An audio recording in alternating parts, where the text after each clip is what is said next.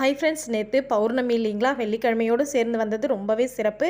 நான் எப்பவும் போல் நிலவாசலை சுத்தமாக தொடச்சி மஞ்சள் குங்குமம்லாம் வச்சுட்டு சின்னதாக கோலம் போட்டுட்டு உருளையில் பூவெல்லாம் வச்சுருக்கேன். தம்பி போயிட்டு உதிரி மல்லியும் ஒரே ஒரு தாமரைப்பூ தான் கிடச்சிதுன்னு சொல்லிட்டு தாமரைப்பூ ரோஸ் வாங்கிட்டு வந்திருந்தாங்க பௌர்ணமி பூஜைக்காக. இந்த சைடாக அலங்கரைச்சி வச்சுட்டு தீபம் ஏற்றி வச்சுருக்கேன் பாருங்கள். ஒரே ஒரு தாமரைப்பூவை நான் இப்போ வாங்கணும் இல்லைங்களா, அலமேலு மங்காபுரத்துலேருந்து அந்த மகாலட்சுமி தாயாருக்கு மட்டும் வச்சுருந்தேன். மற்ற நம்ம வீட்டில் அஷ்டலட்சுமிகளுடைய படமும் லக்ஷ்மி குபேரர் படமும் இருக்குது. அவங்களுக்குலாம் கொஞ்சம் கொஞ்சம் மல்லிப்பூ வச்சுருந்தாங்க.